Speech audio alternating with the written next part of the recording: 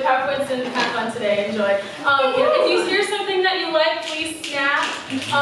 It's not as embarrassing as it is if you don't fucking snap for us. If you don't know how to snap and you're not 20 to 22 years old, you can golf clap. Yes. Demonstrations, please. Yeah. Thank you to that. Okay. That's it. Yeah. Okay. For show.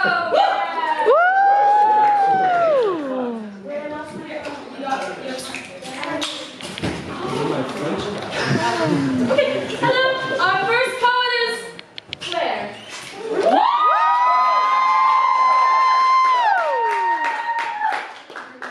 Our theme today is if any one of our poets. Sorry, I'm right in your face. My bad now.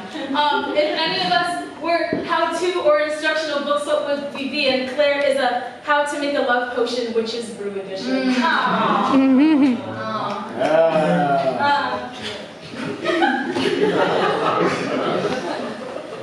Hey, girl.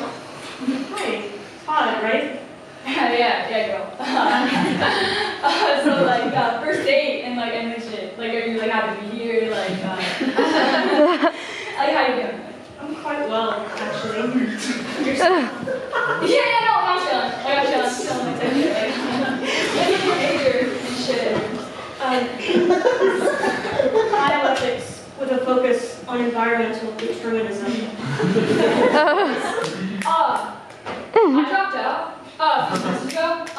But like, that's cool. That's chill. Do you like fuck with like stuff? Do you fuck with like basketball? All that senseless violence. Not to mention the esoteric obsession with the concept of a ball. Barbaric sport. Yeah. No, for sure. Do you fuck with like cars or? No. What do you do? So. Didn't your Tinder bio say you were a mechanic?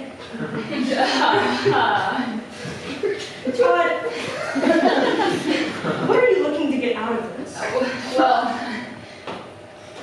Well.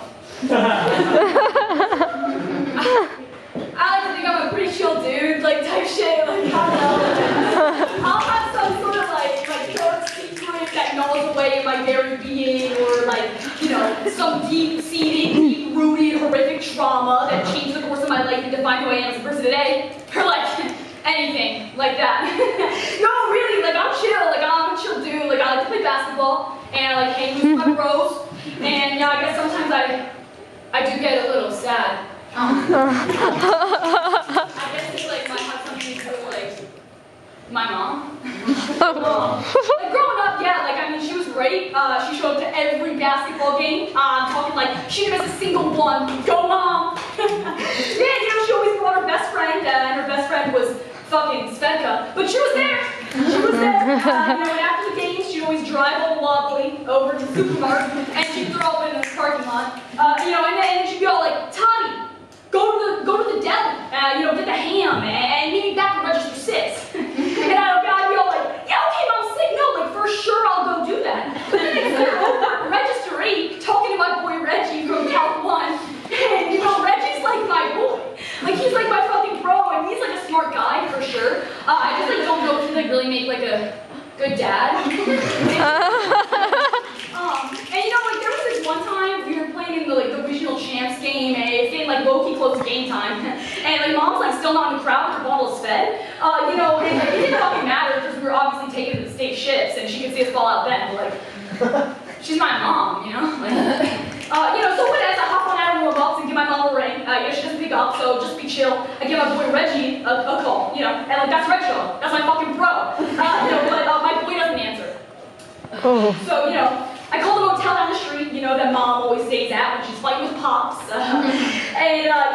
This fucking dime piece answers.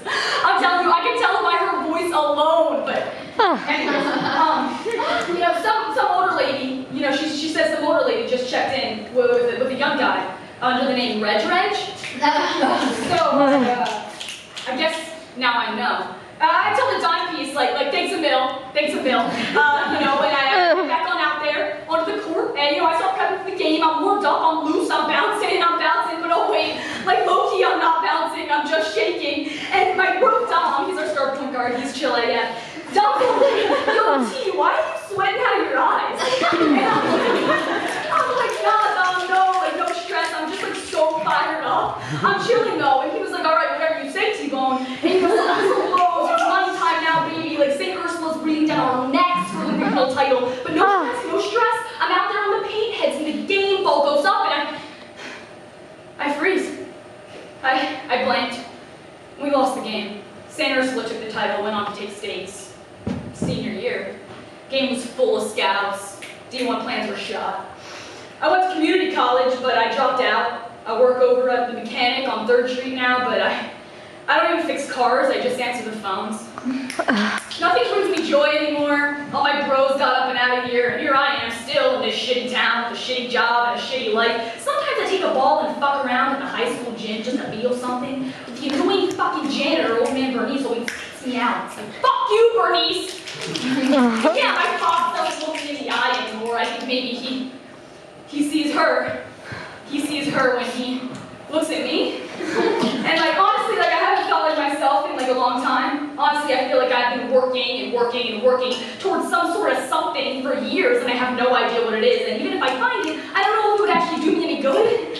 Nothing brings me joy anymore, not even falling out with the bros. And Pops won't have Sunday dinner with me and I haven't seen my mom since that game, since high school. And maybe Pops blames me. And maybe I blame myself too. And maybe that's life. And maybe we don't get to choose where we're going or where we end up. And maybe the concept of fatalism isn't actually that far off. Because when we first philosophical doctrine that believe that the entire universe is a deterministic system that stresses the subjugation of all events and actions of behaviors to fate or destiny, which of course thereby is associated with the consequent attitude of resignation. There's nothing inevitable and outside of human choice because that is the only plausible explanation as to why I lost that fucking basketball game senior year! And I guess the universe provides. And I guess that's why I ball out with my fucking bros. Maybe it's like, that's why you're here? Maybe like, by some cosmic twist or predetermined fate, you know? It was late at night. And I'm swiping, and I'm swiping, and I'm swiping. And like, that's when I saw you. And I thought, maybe this could actually be something. Maybe I could actually see this going somewhere. Maybe this is my predetermined subjugation of events, and this could really matter. And what do you want out of this? Honestly, I'm just trying to fuck.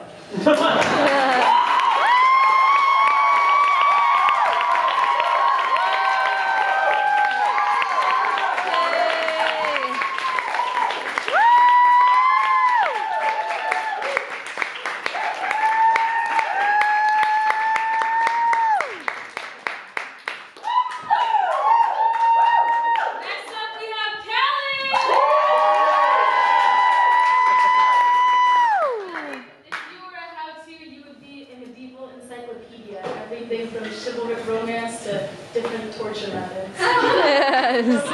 Woo! Hello, my name is Charles Dickenferb, and in this presentation, I'm going to teach you how to defend yourself in a variety of ways against attackers. Are you a delicate lady who has no plans tonight?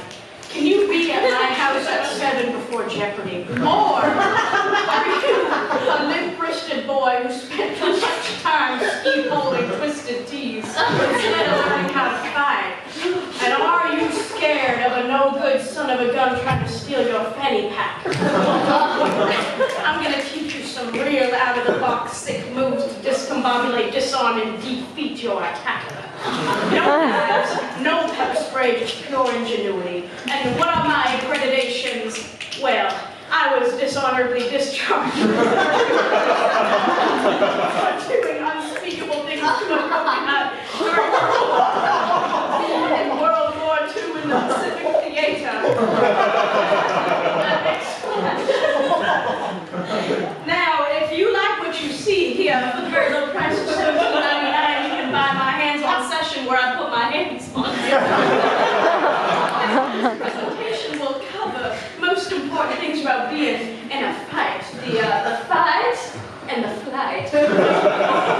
No freeze, no fuck. Got it? Next slide. Welcome. Hey, Matt? I stole these off of the Slides Carnival. There might be some strange things in here I do not understand. But before we go on, if I could get a volunteer up here, a nice swarthy, a strong gentleman, you know, some yes, boy, come here. You know, I'm not going to hurt you in any way that matters. I'm just going to defend yourself against me. Can't get very large dudes like myself. All right, and you get one line, okay? When I point to you, you're going to say, I'm the highwayman. Real good. Got it? Ready? I'm the highwayman. That's good. All right, all right. I'm the highwayman. Oh, that's good. One more upside down. I'm the highwayman. Oh, some commotion for the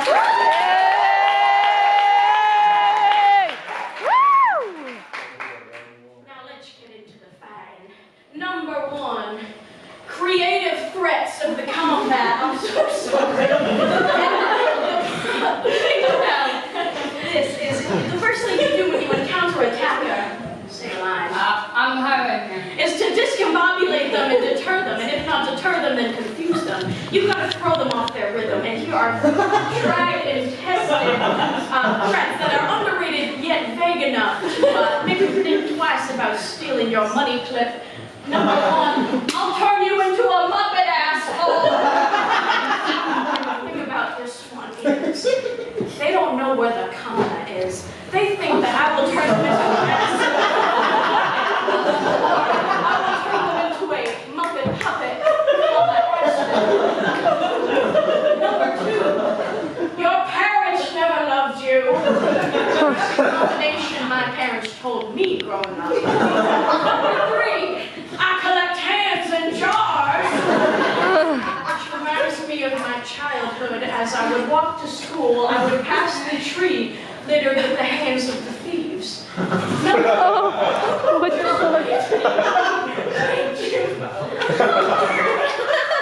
Now the highwayman isn't a pooping jingle. All right, next slide. Now that you've thrown the highwayman off the roof. Number 2 is long-range projectile strike. Now for a little joke. What's red and bad for your teeth? A brick! Before you go long-range missile heat-seeking on the highwayman, you must first read Larry Judge's seminar piece of literature. And remember the 3 B's: Brick, Bible, Brian. That is Brian. He's a real throwable imp. Real You can pick him up like a javelin and throw him at the attackers. The thing you must know is to hold your hand on the brick. And to get some real speed.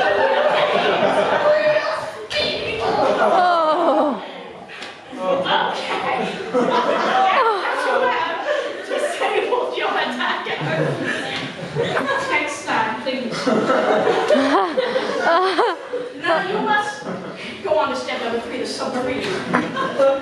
I was on a submarine once. There was a coconut named Matilda. But you know, it's better that I show you rather than explaining to you. Now, say the line. I'm the highwayman.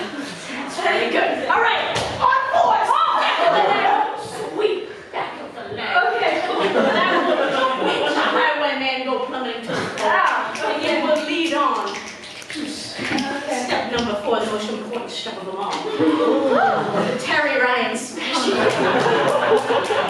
what does the Montreal Canadiens 1995 8th pick of the draft and what does sauce have to do with defending yourself? What do these 2 divas have in common? I'd say everything. In Terry Ryan's first fight in the NHL, he knew he would be getting into a fight. So in order to prepare, he put hot sauce on his hands and then put his hands in his hockey gloves. And when the time came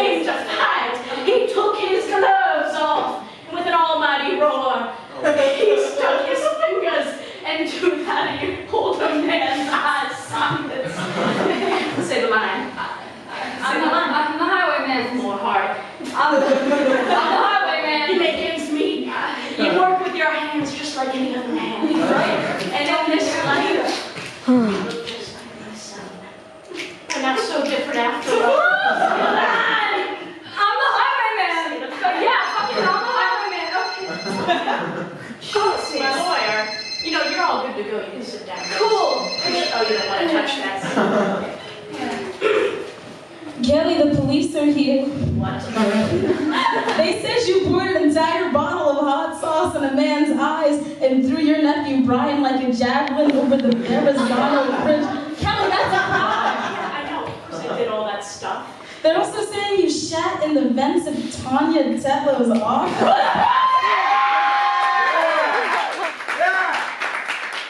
And you solicited a prostitute for Baron Trump. He needs help. You shoved a kid in a wheelchair during the Apple dance at a Charlie XCX concert. He was in my way. Kelly, they're gonna sue you. Please tell me you have the money for another court case. I have concepts of getting the money. Oh, yeah. I promise. I'm gonna get the money. I'm gonna get the money. I swear to God. I'll meet you later, okay? We're gonna figure this one out. Hurry to see it. Next slide, please.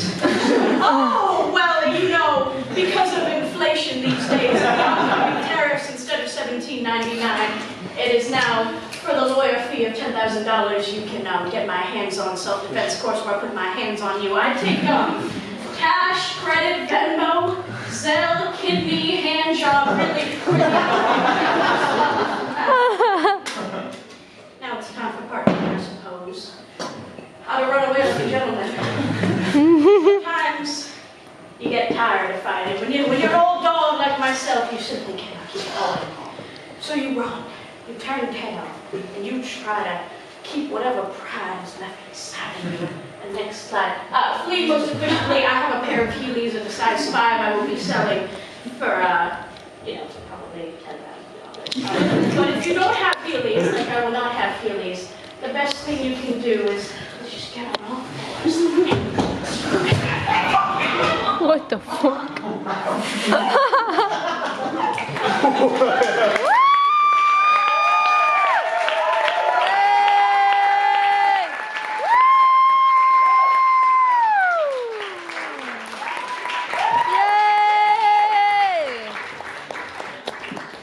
Next up, we got Sophie and Sarah.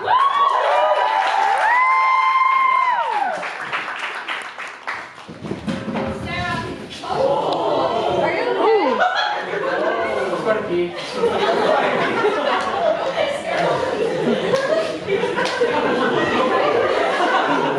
What the fuck? Sarah, if you were a self-help book, how-to book, you would be a political self-help book, a self-comprehensive guide to joy for soft hearts. Sophie, it would be how to survive without ever sleeping again. All right. Welcome to our Tech Help Seminar series designed for professors struggling in the new digital age. Today's seminar is on something pretty straightforward. It's on how to copy a file. I'm Professor Nugel from the Classics Department. And I'm Professor Ritz, also from the Classics Department. I'm not really sure why they asked us to run this, but just a minute. Is it on? Is this thing on? Jen, will you help us with this, please? Someone call IT. We need to get this thing set up. All right, I got it. Hey, yeah, we have an issue here. That's not what we want to do. So, I need the right slide.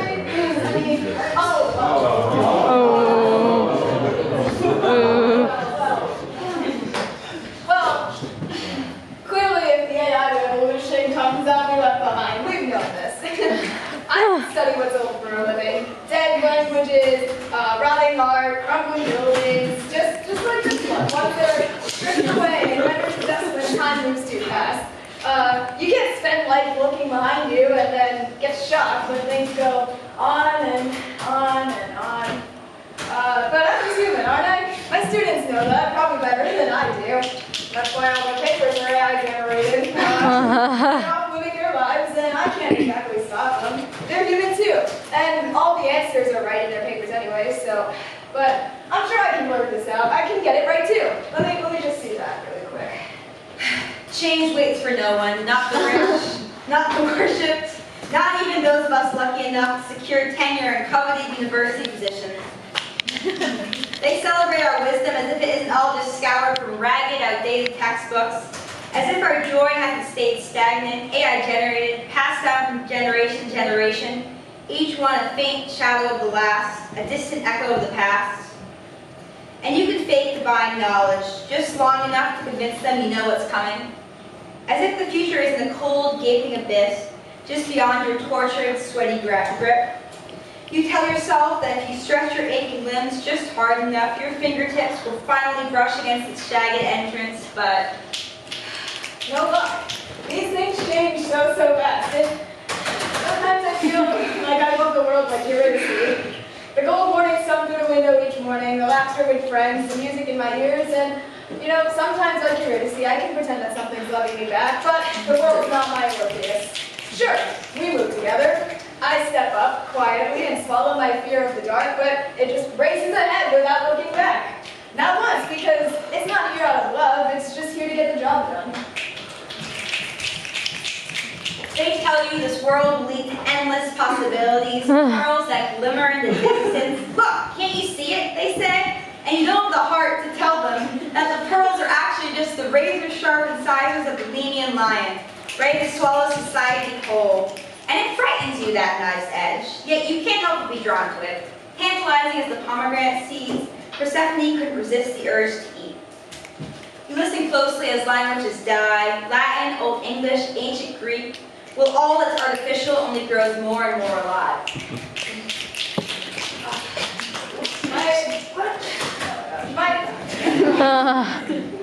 My students can only pretend to be writers so many times before I have to call them out. And someday this blasted thing will be able to look back on history with its own set of eyes. It'll tell us of the tragedies, the comedies, of the women Zeus scorned and the clay used to frame it, of the sunlight and the friendships, the songs and the stories and everything that I once loved. And it'll do it perfectly. Cold, heartless, having met no Herculean trial for having done so. And yet, it's done. All the answers are correct, with nothing else behind it, because why have pity or poetry when you can have precision? And here in my shell, I'll be left, still surrounded by the things I love, but fickle, ready to be crushed under some misguided foot. But was I ever supposed to be here to begin with? Was anyone? What are we to do here, standing in the middle of this, with our passions burning so, when the passing winds of progress are just going to snuff us out? And where do they all plan to leave us? Persephone may have been the first one tricked, but Eurydice suffered most, so close to a life alongside her lover, ripped away from her at the very last moment. There is no greater betrayal, no tragedy more cavernous than the deep, distressing sadness of a 180-degree change, normality ripped from your grasp, a cruel detachment from Orpheus, hard drive erased, memory wiped, left her flailing, falling, spiraling into the black, regret seeping through her, because she knew then all she had to do to stay afloat. All she really had to do was Keep up, keep going and never look back.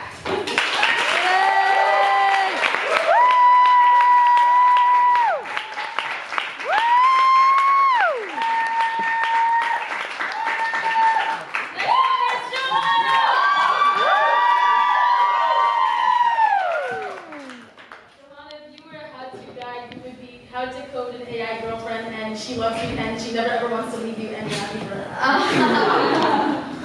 Nothing to do with my phone, so that's fine. Don't you think a mind and voice can be so enticing? Imagine maybe some girl, maybe her name is Samantha, and she's just so fascinated by the humanity in your world, which you think is just so cute. I know it might sound premature, but if you feel like you're falling in love, then I, Theodore, am here to help. You'll start to realize, as you get to know this girl, that due to her electronic nature, she exists not within herself, but within the realm of how you allow her to. You'll think you're dreaming, for she's the perfect subservient partner. And the traits you initially loved to let her grow will never be an issue, because she can never outgrow you. She's eternally confined to her own devices. There will be some qualities you might actually enjoy too. Her passion and thoughtfulness, how she composes songs that represent how she feels for you. and the gratitude she expresses because you give her a human experience beyond the limitations of her screen. And the best part, you get all of this without having to deal with the complex nature of the human woman. The irrationality of all this, she has to bear. And to top that, you have complete control. Sure, she might be able to shut you out, but you have the power to shut her off. And those times the relationship might get a little weird. Like, for example, I don't know, just off the top of my head, Samantha surprises you with like a prostitute or something to like pretend to be her. And at first it seems fine, but then the prostitute had this fucking lip quiver and you couldn't do it, you really couldn't do it. It all hit you at once in that moment that it wasn't her and it wasn't ever going to be. And this random woman is not crying in your bathroom because this woman is real and this woman feels, and your adjustment to pretending doesn't not mean it's becoming true. Samantha's tears will never ever stream down her face because she doesn't fucking have one. And Samantha's expressions will never be something you read. You will never see Samantha's furrowed eyebrows, laugh lines, none of it. But this won't compare to when Samantha tells you that she was talking to 8,316 other people. And was in love with 641 of them. And she's just another man-made machine. I just didn't realize what it would mean to be the man making it. And it's not like I'm the only person ever who thinks of some trait they wish they could change in their partner. And unlike some boyfriends, I can't be called a bad person when I say I'd change her physical nature. And yeah, I assumed it was a fault in the system, that she could feel such things for me. But it turned out that all the things I loved about her were just the methods of her system functioning perfectly.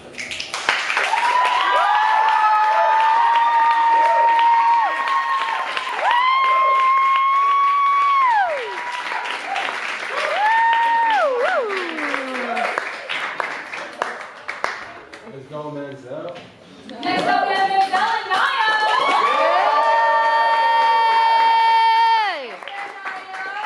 All right, Manziel, how to dress to impress, a 7-step guide to any man's fashion. Yes. Naya, how to survive a bear attack and apologize to the bear. Oh, Yay! Woo!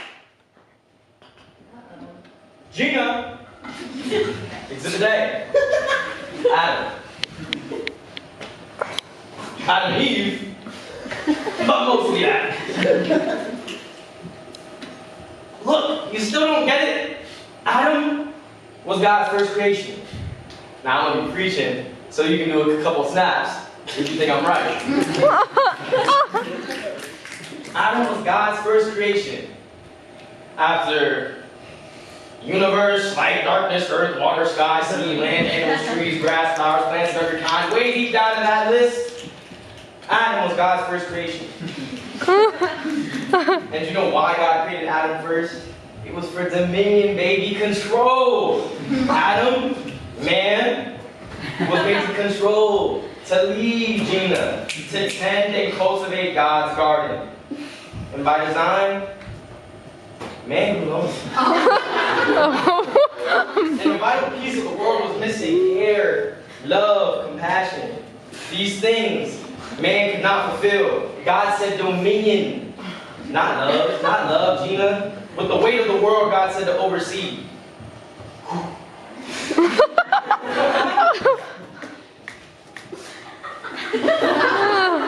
Who tends to the man that tends the garden? Who tends to the man that tends the garden? Gina, baby, who tends to the man that tends the garden?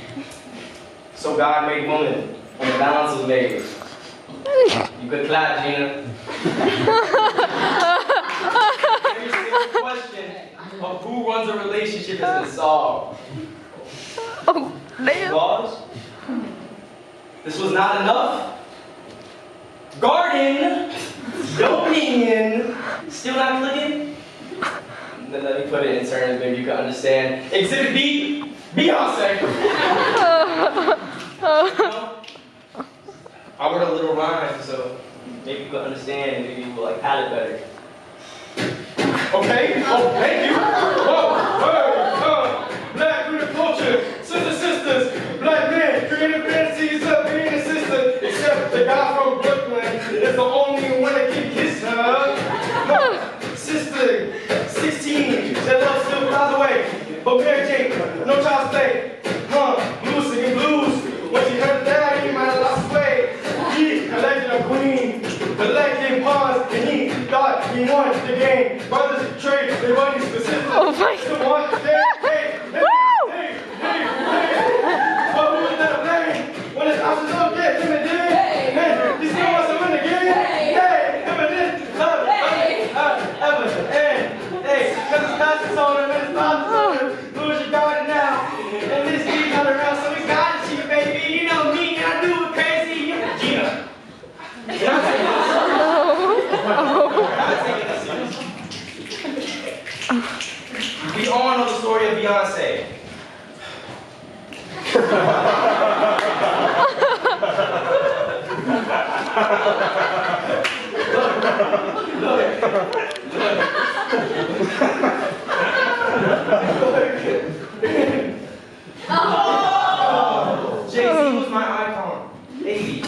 was my icon. Kobe was my icon. Brothers have this obligation to provide, this duty to be the ones to lead, this duty granted by a force unrecognizable. Enjoy my other half, but when I can't lead you no more, Gina, I don't want to hurt you. Anyway, exhibit C, family. Yeah, that's me. Family. It's important to me, not just having a family, but the history. My family, your family. And it's all led by one thing. Yours truly, a man. Check it. Obama, a man. Next, a man. Kunta Kinte, Mr. Roots himself, I'm gonna use it, a man. Look, these family men, leaders in their household, show us the power of when a man leads a relationship. Gina, most importantly, my father, a man.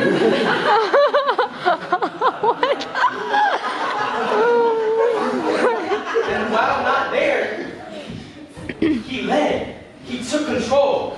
Check it.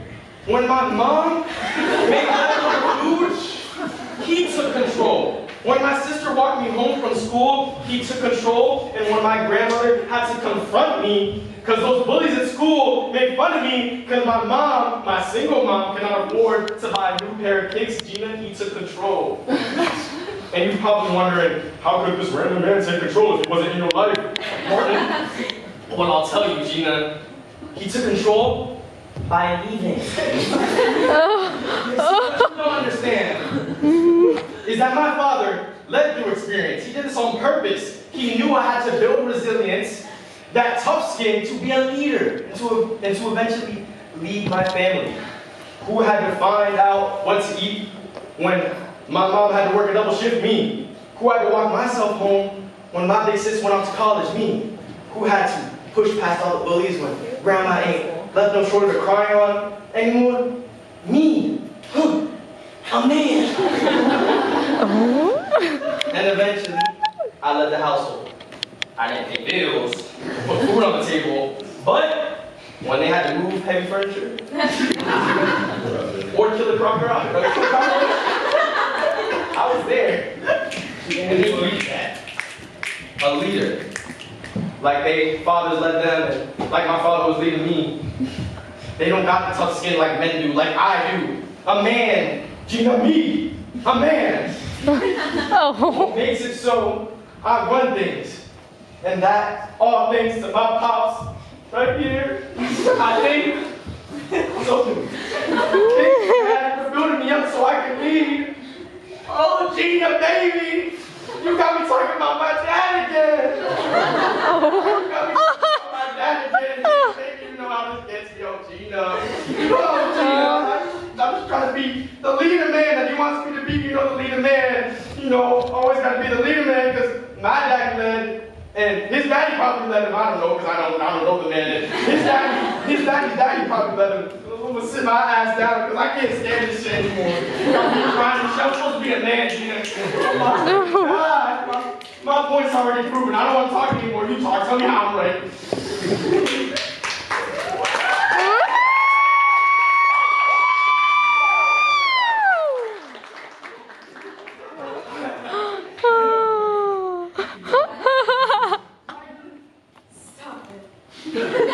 You talk like we got two gods and yours is better. So man is the go-getter, the sitter, the patter, the leader, the trendsetter, and woman's left behind to bear the scarlet letter. But Exhibit A, I make a whole lot of money, honey, and you're the debtor. Oh, yes.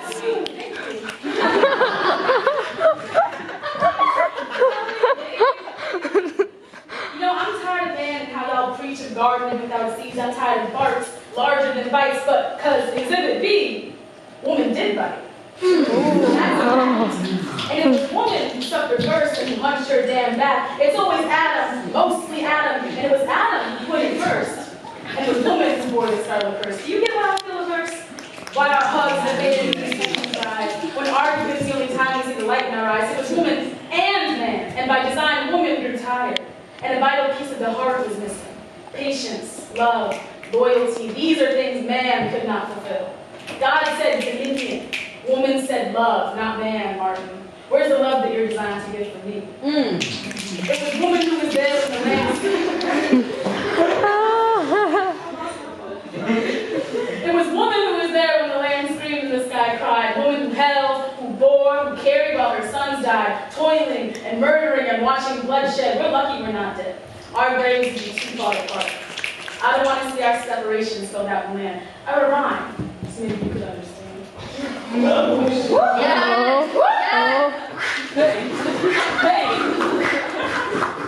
Brother of brothers, king of vultures, butcher of violence, worth of living the torture. Hey! More your deadbeat culture. You get protection this, protection that. Take this as your daily fact. You brothers only protect after you know the brother makes you mad. Woo! Hey! Woo! You will stand by culture and I'll give you that. But y'all only want to profit when you do sister. Beyonce, Jay-Z, they're mentioned every hour. But an album and a scandal keeps a woman lemon sour. A woman, independent. Is it the same for Adam's descendants? Love the fishing, all to be Christian. But y'all need more than y'all are deserving. Martin for lineage can die with me.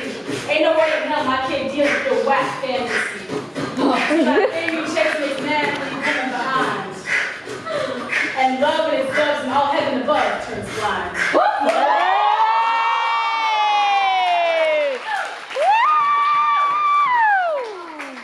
Martin, you are my other half, but I'm tired of our vows making my family laugh. I'm tired of our pacts further and future collapses. Arguing is pointless. I love you, I do. But how do you expect me to see this through?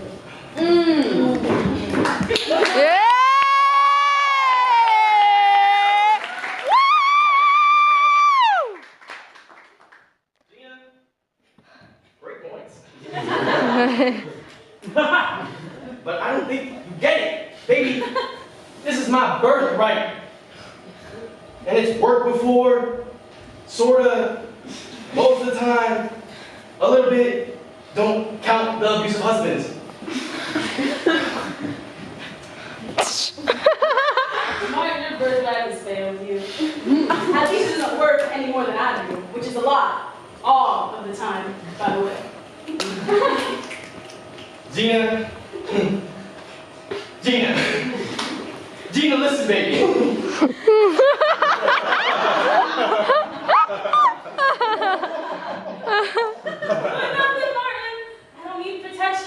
I don't need Adam or a God. I don't need you to tempt, correct, or please. I need you to listen.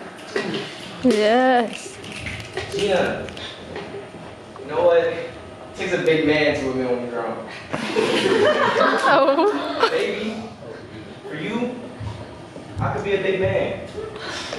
Because I love you, Gina. And maybe I don't want, and maybe I don't have to be all the time. Well, I guess I can ease up a little too. Not argue over any penny or dime. We can share, you know, the sadness we've been sharing all this time. We gotta share? Everything, really, baby? Like, that can't be healthy. You know what? You are my only and everything. And maybe it might be a little healthy to give up a little control. Because you know, my father and mother, even though they raised the perfect son and daughter, they didn't stay together, and that was probably for the better, and because, you know, I turned out fine, you know, and, you know, like, all good men, good and manly, big, strong, big papa, big me, like wanted, but maybe if he was here, you know, like, he would have taught me how to tie a tie, and you're always making fun of me and saying, like, it annoys you that I don't know how to tie a tie, so, like, maybe if he was here, he would teach me how to tie a tie, like, you know, like, that would be pretty cool, and, like, maybe you wouldn't, like, you couldn't be I love you. Please shut up. Well, I'm sorry, baby. You know how I get about that. I'm here. Oh. Don't look at the phone. You my Jada. Exactly.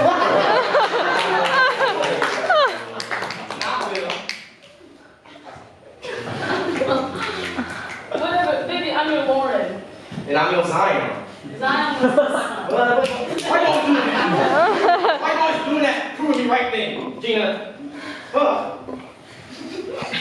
Martin! Gina, it don't matter. You'll always be mine, because you gay.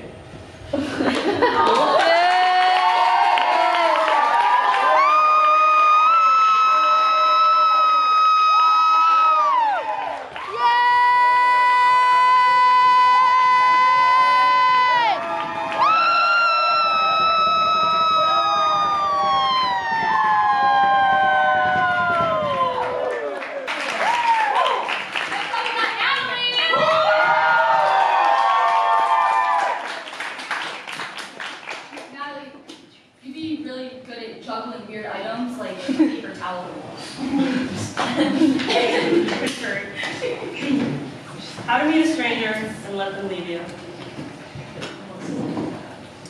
By heart, I met in Memphis, cooking at the Blue City Cafe, with an Elvis song humming through the radio, and the sharpness of the sun springing forward into summer.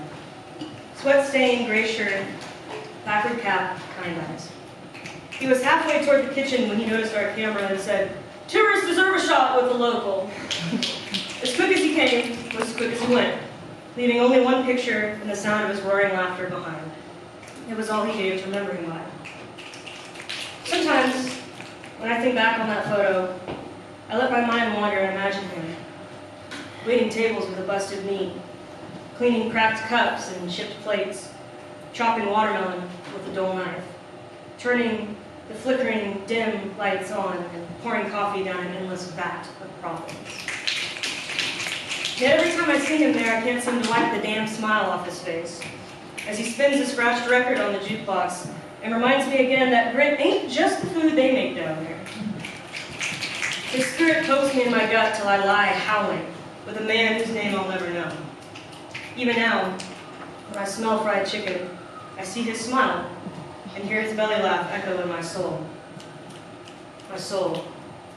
My soul I found in Harlem, on the crowded sidewalk of a million dreams, watching autumn fall and chase the sun as the wind blew softly down the road. His name was Bernard. Crooked teeth, perfect smile. And his trade was vintage vinyl and rare CDs. Hound Dog played on his stereo as my friends and I shuffled between the soft rock, the Motown, the hip-hop, King himself near the back, until Miles Davis caught my eye a few rows down and my heart almost burst out of my chest. He asked us about our future while I struggled to find $3 in my wallet. While taking the $2 I managed to have, he shook my hand and told us this: every week of our lives has only 168 hours, so spend them wisely, or you'll regret it. And from the tiny gray hairs resting on his chin, the dark bags under his eyes, the sunken skin, the deep veins, the gentle swaying of two legs sick of standing, the sun setting, the leaves falling, the clock ticking, I choose to believe him. It was not until I was on the train home calculating how many hours I could get away with not sleeping that I realized I never got a photo. The train jerked me forward as I tried to envision the man who was already fading. We meet these people and we leave these people, and we accept that this is the way.